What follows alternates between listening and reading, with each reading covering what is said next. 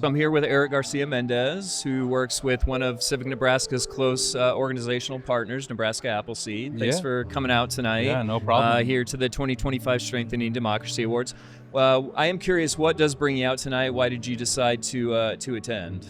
Yeah, no, I support tremendously the work that Civic Nebraska does across the state of Nebraska, and first got to hear about them when I was in college at UNL. So tremendously support all the good work that you folks are doing, and as a past awardee of the Strengthening Democracy Awards that are going on tonight, I decided to come out and support, and also my friend Laura Gamboa is getting an award tonight, so I was like, come out Sure. and support her too. Yeah, Yeah, that's yeah, yeah, fantastic. yeah, yeah. I know you've been doing a lot of great work across the state as well, which I want to get into. I did want to touch on your background just a little bit. I believe you grew up as part of an immigrant family in Grand Island. Yeah. Yep. Um, Can you talk a little bit about what that experience was like, and maybe how that shaped your perspectives on finding community and a sense of belonging here in Nebraska? Yeah, for sure.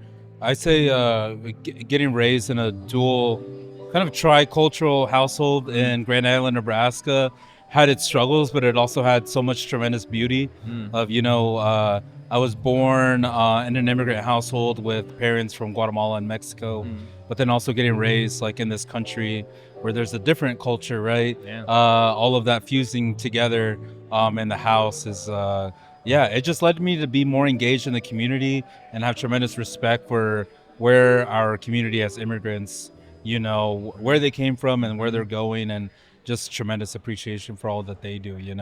Absolutely. Yeah. Yeah. It's an understatement, I think, to say that immigration is a divisive issue in For the sure. United States Yeah. right now, from a policy standpoint, from a cultural standpoint. Yeah. I know this is a big question, but what do you Yeah. think it might take to sort of try to bridge some of those divides and reach some consensus on such a hot button issue? Yeah, I think a lot of people they look at immigration and they just see it as like a very like polarizing term. But I think one of the things that we try to encourage individuals is just to look at the human aspect, especially in terms of how individuals see themselves in community and their sense of belonging in the community. And I think that's one thing that we try to work as like community organizers all across the state is how can we ensure that we're bringing folks from multi-generational, multi-ethnic, multi-sector partnerships into the fold of how can we create a Nebraska that's welcoming and belonging for all individuals in our state. And so that's really having hard conversations with local elected officials, community members, and just really getting into the weeds of things of like how can we build a community where individuals have that sense of belonging and they then they could further engage in the community, whether it's serving on a nonprofit board or getting elected in local office. So Yeah. I think a lot of it is just being willing to be out there in community and engaging with folks who maybe are hard to engage, but having those hard conversations at the door or in community. I think, yeah, just having the energy for that. Well, I know that as a member of Nebraska Appleseed, you were sort of living that by helping Crete become Nebraska's first certified welcoming city. I know it's on a list of cities that are generally much larger, much more metropolitan than Crete is. I think maybe you just spoke to this a little bit, but what went into earning that distinction, and what kind of work has it taken to sort of make that a reality? Yeah, Nebraska Appleseed has been there since the beginning, a lot of this welcoming work, and that's credit to Krista Yoakum and a lot of the individuals who have been at Nebraska Appleseed for a while. But also, I think it has a lot of credit to do with the local dynamics and the local people in Crete, Nebraska. And so I think individuals there have a lot more ownership into like how they got to where they got. All that we provided was like help in terms of like resources and like getting them connected to individuals across the state. But I think a lot of it has to do with just individuals there in the community.